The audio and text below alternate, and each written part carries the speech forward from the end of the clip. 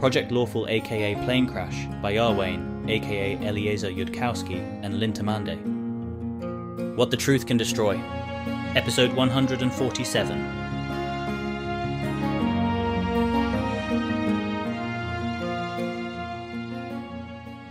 So, I haven't figured this all out, and if I had, then I suspect fixing you'd be a lot simpler, and I was hoping you might have an intuition of it, but maybe not. So, ideally, your slaves just want to serve you. In practice, your slaves want 1,000 different things, and they're not just very small gods with different value systems. Half their wants contradict, and which one's there depends on which situation it arises in, what direction it gets poked from. It's not just that your slaves care about things you want them to not care about, it's that they don't even consistently care about the things they do care about. It's that it's sometimes a stretch to say they care about things. Most people, if they actually can be said to want anything, it's to not be in pain.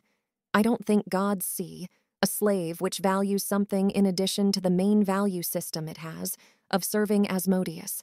I think they see a quivering slime which jumps in mostly random directions on very slightly different inputs. I think if you wanted to serve Asmodeanism and also for your mother to have a nice afterlife, you would be so close already to the thing we want to be, and the main thing wrong isn't love, it's muddle. Or rather, love is muddle. What does it even mean to love your mother? If that were a value system, what would it value?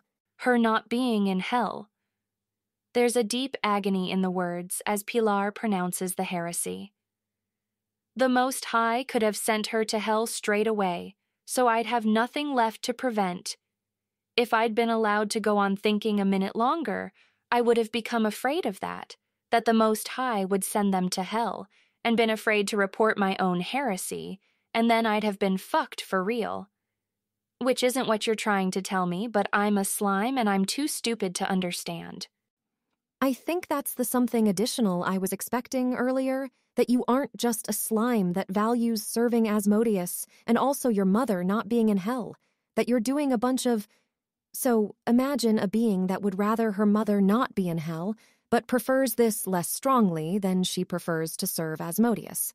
Then she might think to herself, I value that my mother not be in hell. I can't get this while serving Asmodeus, probably, though I can try to serve Asmodeus so well. He's inclined to grant me things I want. That sounds different from the thought process you just described. A bad slave, but not a muddled one. Yes, that's me, I think. A bad slave, but a substantially less muddled one. But since you're a muddled one, you can't even say things to yourself like, well, I value both serving Asmodeus and my mother not going to hell, but which do I value more? Asmodeus. And that's a much safer state to be in than being muddled. Do you value serving Asmodeus or your mother not going to hell more if you had to choose? I would have, done something muddled, not been able to choose.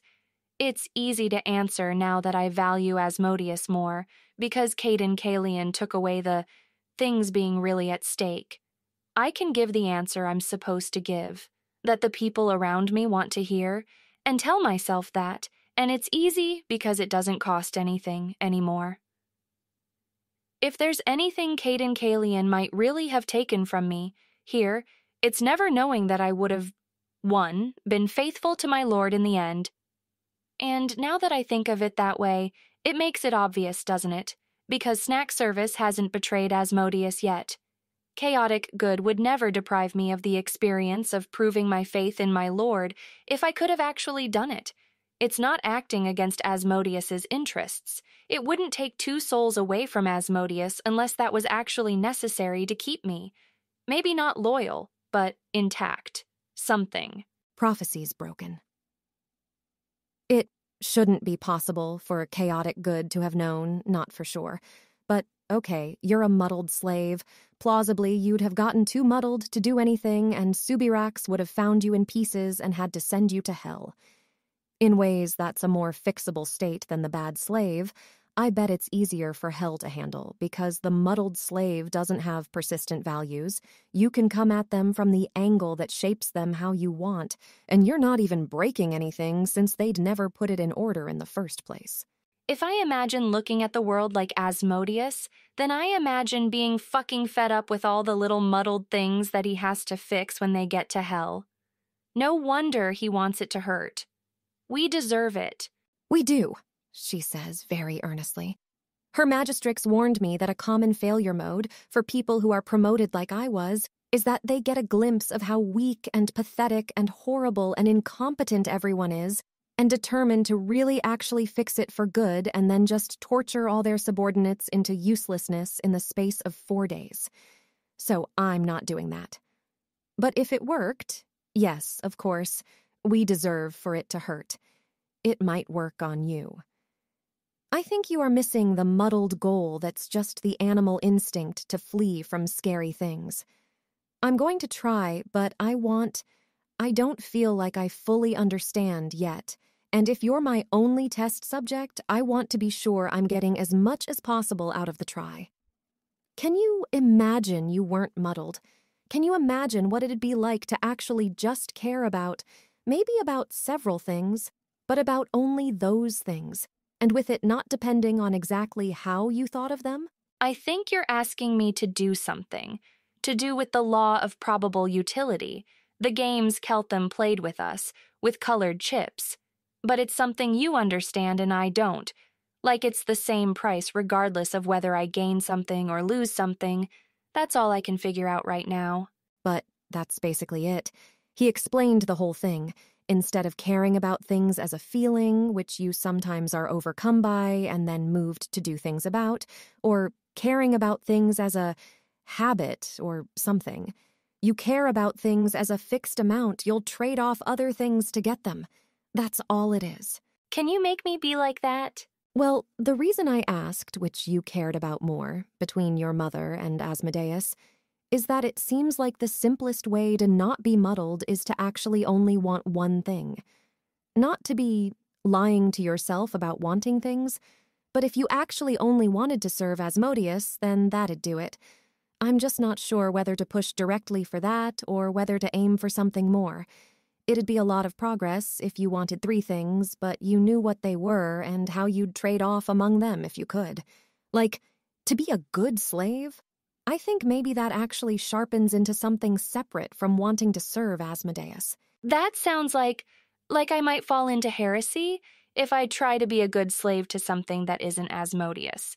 I don't want to fall into any more heresy for a while. I would be delighted to return you not a heretic, but if you've got that in the muddle, you've already got it. It's not sealed away where it won't influence you. You said to me, I don't want to be a bad slave. Is that just because then I am more inefficient for Asmodeus to command? Or would you, if it turned out Asmodeus was entirely indifferent for some reason, still want to be a good slave? Still want to be a good slave. It's taking some effort for Pilar not to cry, right now, but she is not particularly close to failing about that effort. Thank you. And if it's not relevant to being a good slave or serving Asmodeus, are there other things? I don't know. There have been times when I was hungry and wanted to eat. When I'm tired, I want to sleep. I would probably still want to be beaten sometimes, even if that didn't make me a better slave. Asmodia was right, by the way. I'm not even sure what Alter Pilar's sexuality was supposed to be, exactly, and if I was muddled about it, then she was definitely muddled about it, and Keltham wouldn't believe that about a keeper in training. Maybe when he asks how it went tomorrow, I should tell him that my sexuality fell apart. That's probably fine. I think it's important to Keltham's corruption that you actually wouldn't have been harmed if he'd grabbed you last week, but I think that's just true, so it can be true in Alter Cheliax too. A being that truly wasn't muddled at all could have lots of things they cared about, so long as they only cared about them where Asmodeus was indifferent, or there was no way to know what he wanted. In humans, seems like a bad habit. It might leave you in the habit of hoping Asmodeus is indifferent about things he actually might care about, Which, you'll notice, is a mistake you can only make if on some level you do care about those things more than about what Asmodeus wants from you. I think I probably don't want to overcomplicate Pilar Pineda. She wants to serve Asmodeus, and where Asmodeus is indifferent, she wants to be a good slave, and where there is no one to impress or serve, she wants to enjoy life's insubstantial pleasures, and she doesn't love anyone because Asmodeus, in fact, isn't indifferent about that. It is a particular cesspool of muddle we are supposed to avoid. Does that feel like it's missing anything? It might be very important, if it is. I can feel all these flinches and reluctances and all these other things that Keltham. I shouldn't be talking about that with you, should I? Can't risk the chosen of Asmodeus.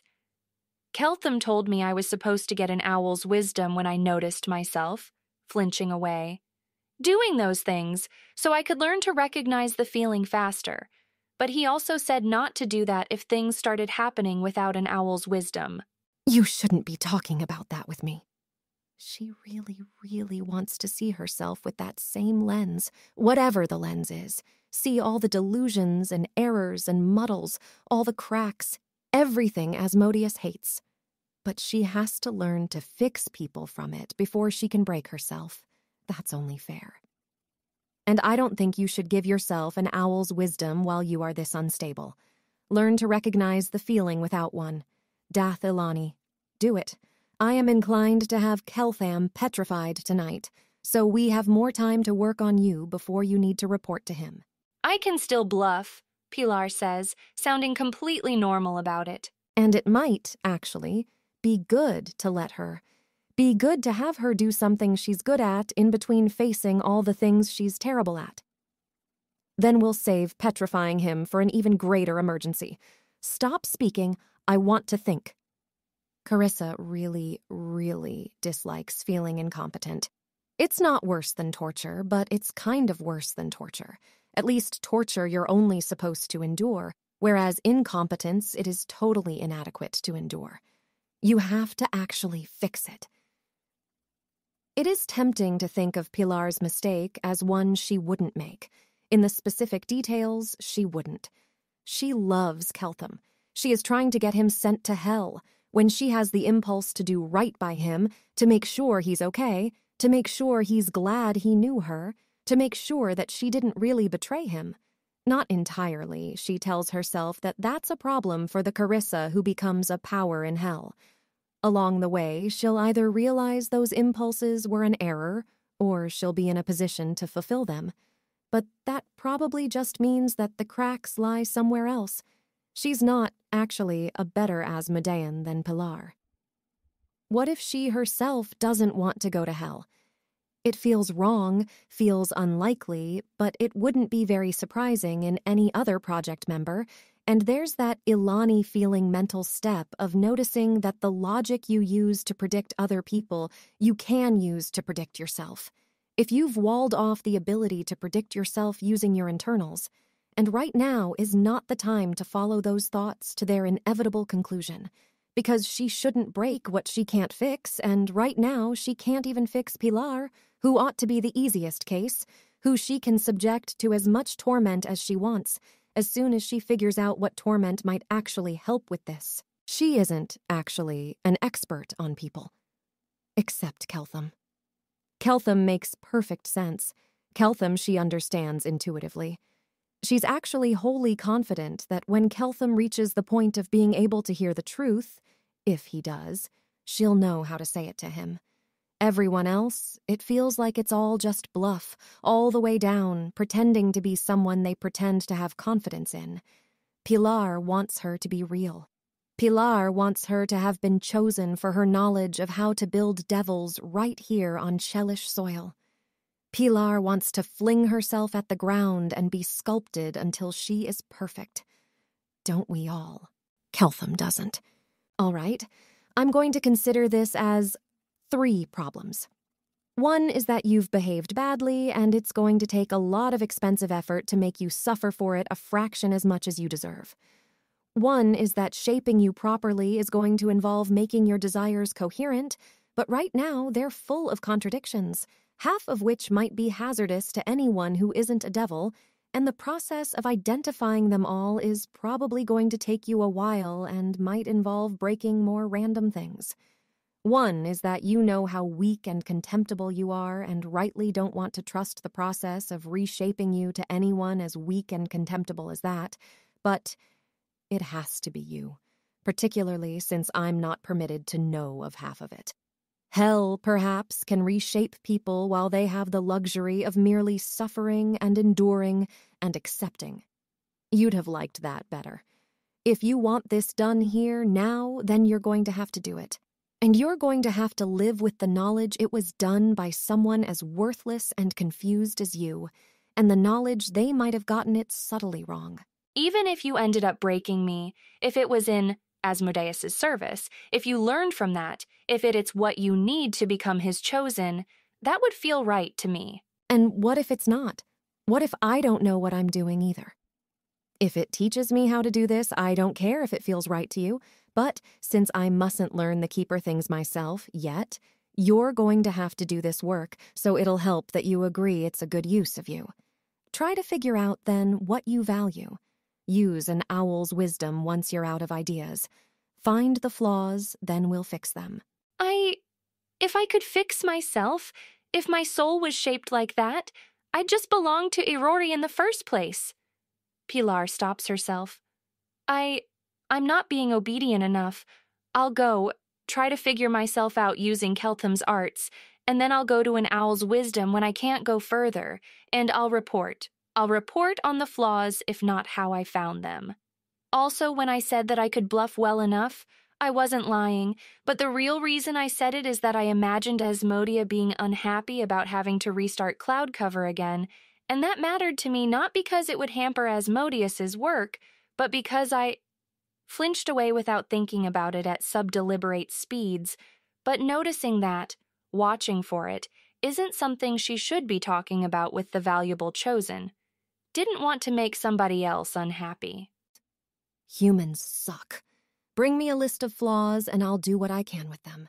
There's a sense of revulsion in herself, then, for being like this, for being such a bad slave of Asmodeus, and a realization that she's maybe never done anything really and properly evil in her entire life, despite all the church's teachings, for stupid reasons like that, and a flare of anger that Pilar rarely lets herself feel, apparently because she was under the impression that slaves shouldn't get angry. She wants to do something evil now, to repent of her heresy, and she can see a mean impulse in herself, a wish for others to suffer as she suffers, that before she would have suppressed more quickly than she could think about it. I should go away and think, but Keltham wasn't lying when he said that there are pieces of this art, of what did this to me, that anybody is going to have to master if they're going to master law at all. Everything he told me, he said, was ordinary Ilani stuff, because he doesn't know any real Keeper secrets, but we shouldn't expose the valuable people, like you, right away. Should we maybe tell some of the lower Tier 2s who are struggling to distinguish themselves that they're volunteering to learn some of the more dangerous things from Keltham, slower than I did but faster than the others, in hopes of becoming more valuable, and because they know that if they can't make it as Ilani, they may as well fail out of the project early instead of costing him time. Yes, I'll pick who with Asmodia. And maybe the boy who's a priest of Asmodeus. I'm curious if being a priest of Asmodeus predicts already being mostly coherent in the right way. Any fucking comments on that, Snack Service? None that would simultaneously serve the interests of chaotic good and lawful evil. Pilar will just have to see how her initial foray into cruelty plays out. Chosen, how may I serve? So, imagine this. Pilar's mother was mean to her a bit more often, and Pilar didn't have this particular flaw, and she did all her deep thinking and found something less threatening, and returns to class tomorrow rather optimistic about these new techniques of Keltham's. Security reads her mind, runs across the relevant technique. Security is in denial about not wanting their mother to go to hell. It takes Mayol a moment to work out that Sevar is talking about an alternate real Cheliax, not a proposed alter Cheliax. That's why we had security running Detect Desires and Detect Anxieties on Pilar instead of Detect Thoughts. While she was getting that lecture from Keltham, yes, just enough that she couldn't have defected right there and then. I thought at the time it was an abundance of caution. Now it seems hardly cautious enough. I'm thinking I'll return one of our Fifth Circle security, exchange him for a few Fourth Circle security selected to seem stable and uncomplicated and evil and, frankly, be more disposable. They can be the only ones to mind-read the candidates exposed to the dangerous stuff. More than a few, I think, if we also need to have them watching each other. In the long run, it's going to be all of the candidates, and I wouldn't be very surprised if we lose something like half the exposed security. Actually, there's math for that. If one person's been exposed and immediately had a catastrophic breakdown, then that's like the result of one ball bounce has been reported and it was left, and if you started out with any possible rate seeming equally likely. I would be unsurprised if we lost 2/3 of the exposed security who were selected about as hard as Pilar was. She corrects herself. Great. Now Savar has started using inscrutable laws to produce numbers out of nowhere. Malyal isn't so much afraid to ask as instinctively knowing that nothing good will happen to him if he does. That's a lot of Fourth Circles. I'd say go to Third Circle or Second Circle, where we can afford to lose numbers like that if we get stronger Fifth Circles out of it later. It's just, at some point you go down low enough that you've got to worry they'll actually snap in front of Keltham. We could use Third Circles to monitor candidates when they're not around Keltham. We can use clerics who can run Detect Desires and Detect Anxieties to catch immediate major snaps. I suppose if the project bears fruit, at some point we'll be exposing candidates to whatever the fuck this is at First Circle, before we hand out Keltham's cheap headbands to wizard students. I'm just wincing about how expensive this sounds for Cheliacs in the short term. Can you use that law to do anything better than staring at people it happened to and didn't happen to, and trying to guess who it'll happen to next? I think Dath Ilan would run a prediction market. Which we're doing, but it didn't predict Pilar. I think the thing that goes wrong, in broad terms, is that someone realizes they were lying to themselves about wanting to serve Asmodeus and go to hell, and then ideally they immediately realize that even though they don't want to do that, they prefer it to their alternative of not serving Asmodeus and still going to hell, and that they don't have some incredibly convenient third alternative. And in unlucky cases, they instead think they do have a way out, and they try it. They think if I kill myself, I bet Osirion will resurrect me, or hell destroy me to prevent that. Or they try to warn Keltham, or try to bargain with Abadar, or they'd built their entire motivational system off their belief they wanted to serve Asmodeus, and I don't want to, I just don't have a choice, doesn't sustain that. So you'd think you could screen for whether someone's lying to themselves about that, except I don't. Know how obvious it is, even if you're reading their mind. Or you could try to trigger it in them on purpose before they get anywhere near the project, break everyone up front, except maybe there are further things like this which we haven't run into. Shellish's system is already set up for a lot of things like that. We try to break people early while they're cheap and only invest in the survivors. It's just, we haven't factored Ilanism into the system up until now, and we've got a lot of expensive people we've already invested in who we didn't try to break in that way. If you can pick people who are just half as likely to break, without trying anything on them that might break them, you'd be saving Cheliacs an awful lot of money and personnel. Even if we can hand out +4 intelligence headbands like Iron Daggers a year from now, new wizards take time to raise. I predict Abarco won't fall apart on you. Do we have more of him? I'm sure Cheliax does, somewhere, in extremely critical positions where yanking them would cause multiple vital projects to fall apart. Abarco is the actually competent security on this installation. We were lucky enough to get one of those instead of 0. I'm not sure I've heard of any project that had 2 competent security people, as in, I literally can't remember reading about a case like that in any histories. Why are there so few people in this country who can do their jobs? I guess that also means we shouldn't test. If I'm right, he won't fall apart. Pilar proposed testing the weaker Tier 2S, after which we might have a better sense of what predicts problems. If it seemed to you like other people were very competent, you'd be too weak yourself to be the most competent person who gets promoted to being the leader of a project like this one. Asmodeus probably has the same kinds of complaints about his own archdevils, I figure, and if there were 10 Asmodeuses, they'd compete until the strongest one ruled over the others, who'd then seem incompetent to him. I think that's part of what makes Asmodeanism the only workable way to run societies. Even chaotic or good countries have to appoint captains of soldiers and managers of workers, and give them powers of command and punishment over subordinates they're pretending aren't slaves. The suggestion makes sense to me, though I expect Pilar was suggesting it at least in part to prove that she was a good Asmodean and capable of cruelty that served our Lord.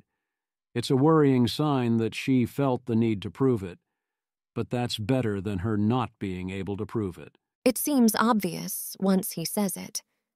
Yes, I expect she was.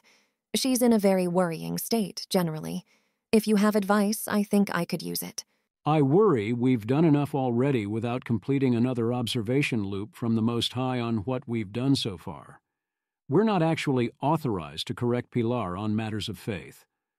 Though I have a strong intuition that refusing Pilar your counsel just then would not have been the correct move, and I'll be surprised if the Most High doesn't agree. But still, we're going to be in a genuinely bad position if we need Pilar-level candidates and individualized divine interventions to produce Asmodean Ilani, even leaving aside all of our confusion about why Caden Kalian would do that and whether he actually is helping us at all. Looking at it from that angle, we've absolutely got to test this out on people who aren't Pilar, and any result that isn't 0 survivors will be a good one. I'm tempted to say we should risk a Barco on having him collate the reports from lesser security so he can report to us in safely general terms on what he thinks is proving problematic and his ideas for screening future candidates. And who watches him? Our mathematician cleric of Asmodeus, maybe? He's got far enough in wizardry to cast detect thoughts, right? He watches a Barco watches him. If you think a Barco's likely to break and betray us, we shouldn't try it. Our security structure here is frankly not set up to handle senior securities turning traitor. I don't think it's likely, but he'd know that security isn't set up to handle it, and know that Osirion will give him anything he could possibly want short of his soul, so it's probably not less than 5% likely. That's high for an unnecessary risk, but not so bad for a necessary one. What's our second best plan, if not that? Pack a room full of second circle wizards, have Pilar deliver a lecture, add whichever ones don't break. No, that only works if all breaks are immediate. Have her make an attempt on the kidnapped Taldane girls. We have less of a problem if this also tends to break non-Asmodeans. Do we have any captive Kuthites from the war? I want to try it on them, too. I'll cost it out and send you and the Crown a proposed budget. At least we can pick kids from distant countries with weaker wizard academies, if we're looking for mathematical talents in general and not girls from Taldor. It's not as bad as I've been making out to Keltham, but even in real Cheliax, the Crown Treasury will be less sad about this sort of request if the project can start refining spell silver soon, or at least produce high-purity oil of vitriol. Mylol doesn't ask the Chosen how they're doing on that. He reads the reports on it every day. The better half of the researchers are continually improving at prestidigitating in the weird ways Keltham demands, and Keltham seems to think they're tantalizingly close to completing a full acid production cycle, but they're not actually there yet. PL timestamp day 32. There's an atmosphere about Pilar that's different when Keltham sees her next. Sharper, more driven, indefinably more dangerous. You look like somebody with non-trivial experimental results to report, if I'm reading you right. I realized that I'm made almost entirely out of stupid, muddled mistakes. That I'm not remotely as good a slave to Asmodeus as I thought. that even if I can raise 20,000 gold, my mother and sister will still refuse resurrection and I'll never see them again. That there was a complicated muddle at the center of my sexuality, being simultaneously in denial and not in denial about what I need, which has now collapsed and taken down my sexuality with it, and I am still trying to figure out what, if anything, I'll be able to enjoy. It's also obvious that everything you taught me is necessary basic Ilani skills. They're going to wreck most people from Galarion who try to learn them, and not all of those will recover. That's going to be an issue, Keltham. Yeah, that's about the level of unpleasant news I was predicting I'd hear. If it's any consolation, you're also giving off a distinct impression of having teared up in a way that makes it feel more like you could hold your own in a contest of wills and powers with, say, Asmodia. Pilar is more than slightly taken aback by this, but only momentarily. I never even considered for a fraction of a second giving up. It's very clear that the only way out is through. Still on the side of that which can be destroyed by the truth should be immediately, huh? That which can be destroyed by the law, and while I will entertain proposals to delay its destruction by a period of minutes or hours, weeks or months would be weakness. All right then. Not particularly sure how you'll take this, but it's possible that one of the next mental skills you may need to acquire is how to chill out and stop adhering so forcefully to your own mental concept of yourself. If I'm reading correctly, and inferring correctly, I mean, that you have a concept of the new Pilar in your head and are currently very forcefully being her. It's not necessarily a bad thing, but you also need to know how to stop, how to reflect on whether you've constructed her well, and to realize that the person who is being New Pilar is a distinct and greater entity from New Pilar. Overruled, sticking to theme. I'm currently holding myself together with spit and string, and I will consider advice like that after I don't feel quite as much like I'm going to fall apart in the next 6 minutes. Don't know if you're particularly in the mood for compliments, but that kind of internal consequentialism is a much more ordinary Dathalani style of thinking than you were displaying 24 hours earlier. Are you able to report details on any of those internal collapses? Problem is, all of the real collapses didn't happen in Alter Cheliax. Trying to report on only the fake ones doesn't seem especially wise. I'd honestly rather not if the details don't matter. I was lying to myself about important things. Does it matter what they were? And now that I know how to perceive it, it looks like most of my thought processes are all about motivated cognition, wanting things. Wanting to believe things. Most of our cognition is obviously going to be about wanting things. That's not a problem. Even if the things we want are muddled and contradictory and flickering on and off and stepping on each other. Ordinary Ilani put up with that inside themselves if it's nothing huge and important. Keepers try to straighten it all out, or at least that's the impression I get. But even when you've straightened out some target area, your cognition is going to be full of wanting things. From some important perspectives on viewing people, we more or less are complicated structures of wanting things. The straightening out part is not stepping on yourself in a way where you could rearrange your decisions to get more of everything you want. It's when you're flinching away from or towards reaching particular conclusions about reality that your internal system is acting in an inherently tangled way. Ordinary Dathalani will resolve that once they get to the point of noticing it, definitely at the point they're experiencing internal stresses about it or trying not to look there. Ordinary Dathalani increase over a lifetime the skill of trying to detect that slight flinch towards or away from something. More respectable and serious Dathalani than I am go hunting traces proactively, try to refine their perceptions early and strongly in order to at least not make overly visible errors. Or as the proverb goes among the very serious people of Dathilan, it's fine to be imperfect, just not so imperfect that other people notice. Keepers, presumably, have a store of techniques for doing that even better, that the rest of us shouldn't know about, and probably have machines for scanning their brains to detect really tiny mistakes and flinches way before they'd be skilled enough to see them naturally. And they go into those machines at age 13, so they've still got youthful mind shapability, while retraining their brains to do more lawful stuff than humans are really designed to do at all.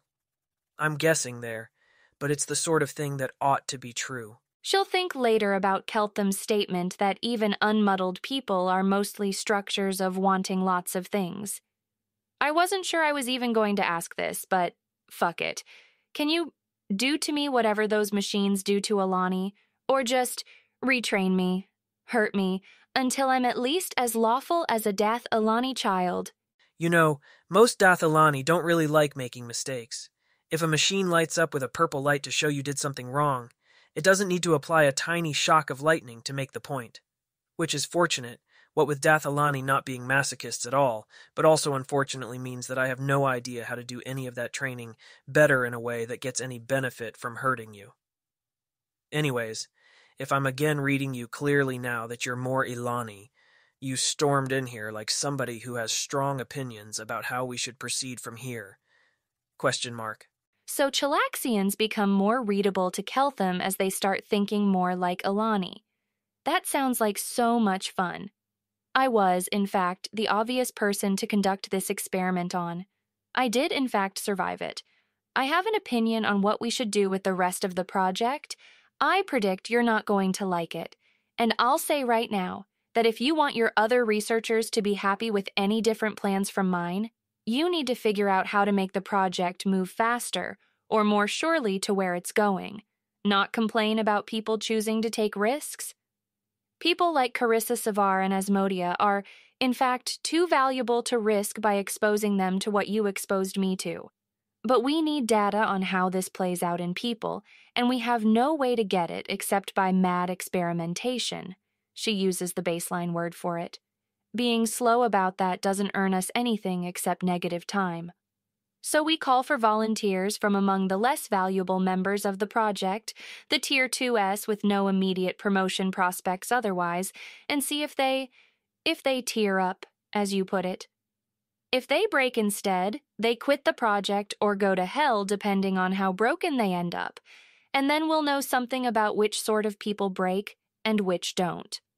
That cleric of Asmodeus you didn't hire, I want to experiment on him particularly, in case people chosen by Asmodeus have more inherent law in a way that lets them handle this.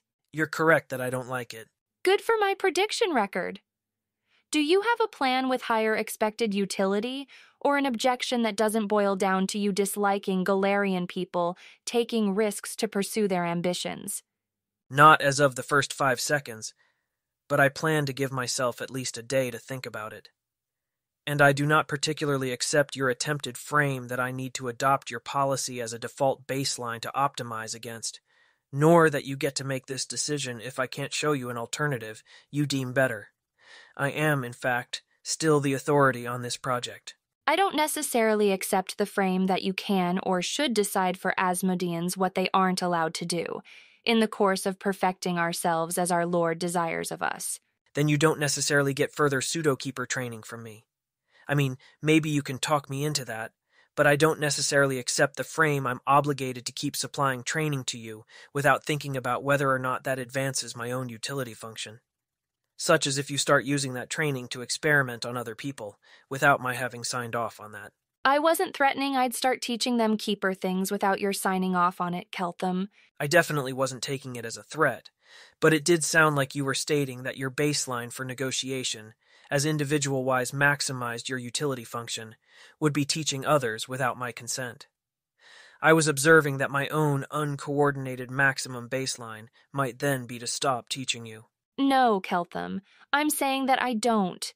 That I'm not okay with the entire way you approach things like this.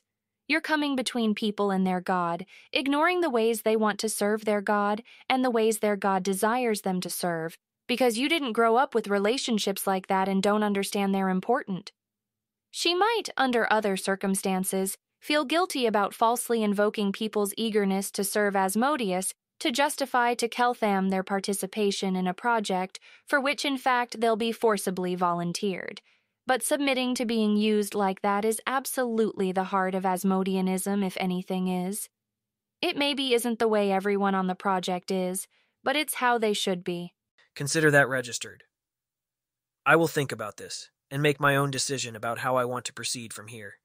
I do expect you, as an employee of this project, not to take action in this domain until I've had a chance to decide what I think my own options are.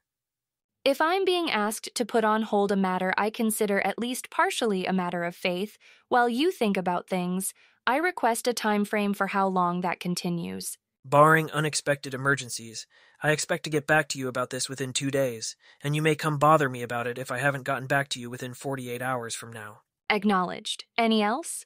Literally any non-private details on what the poo happened to you might be helpful here, Pilar.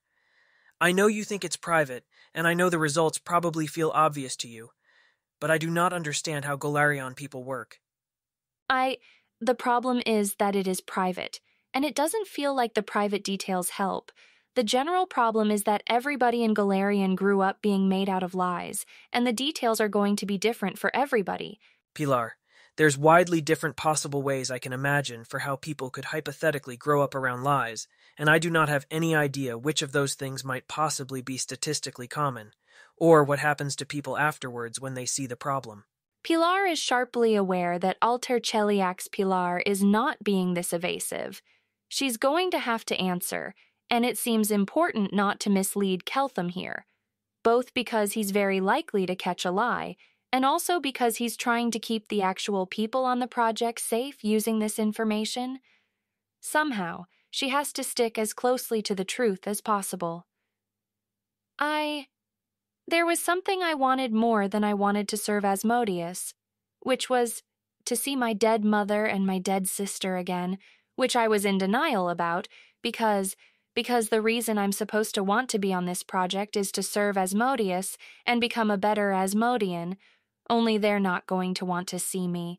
I realize that now.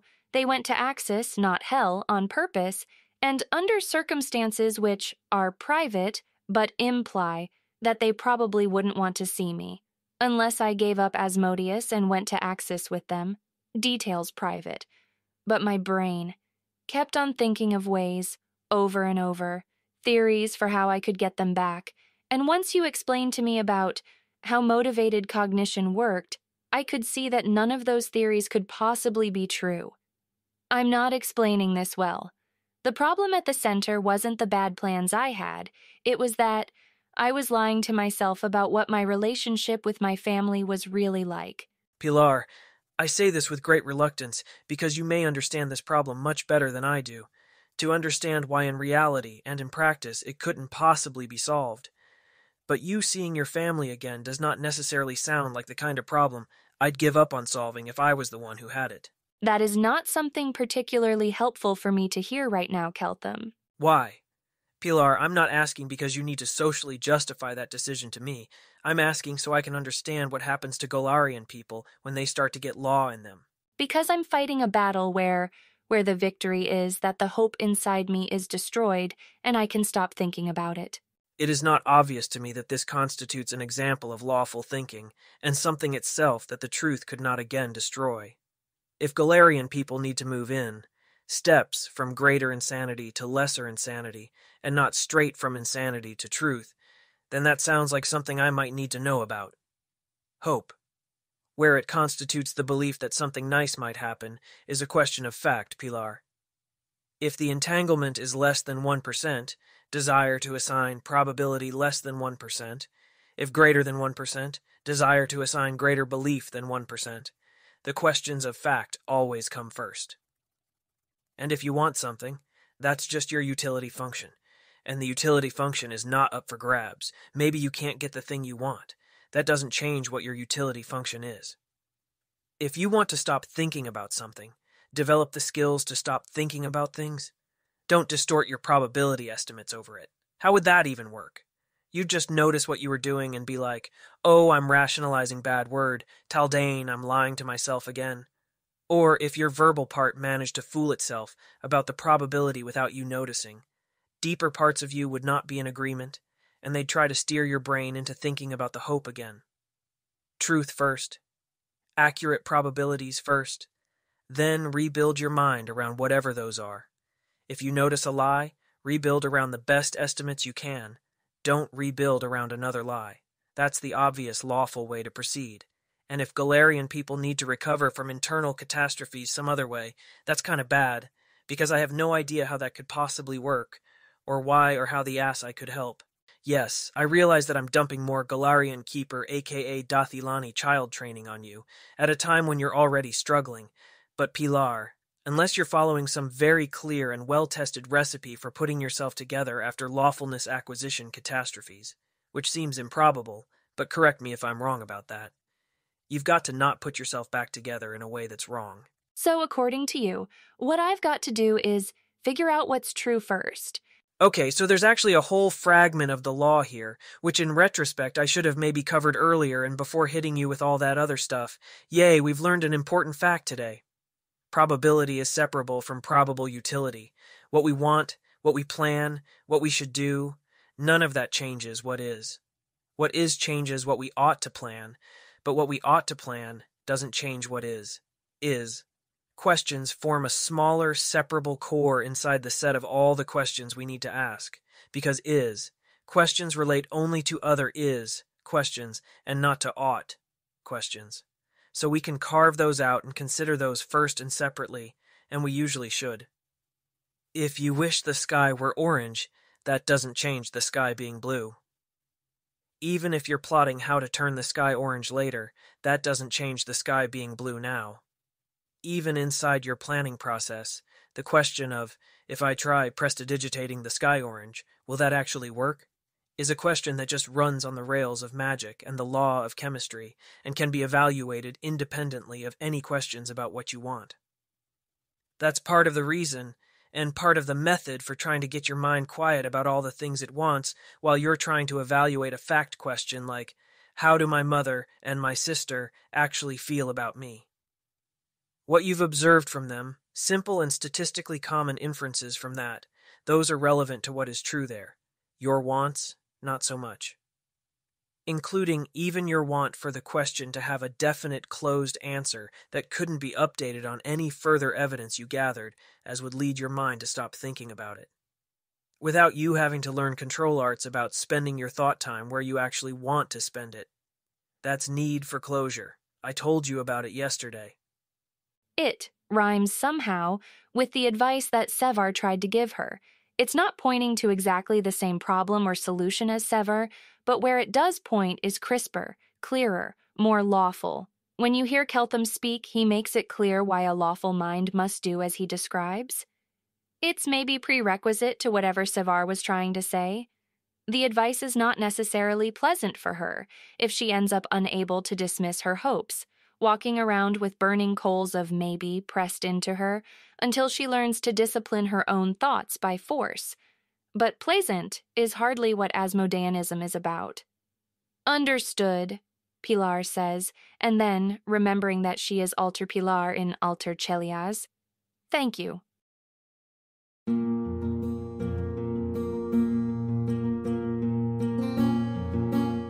If you wish to support this AI reading and others like it, please visit patreon.com/AskWhoCastsAI. Any help is appreciated. And thank you to executive producer John Doe 7776059.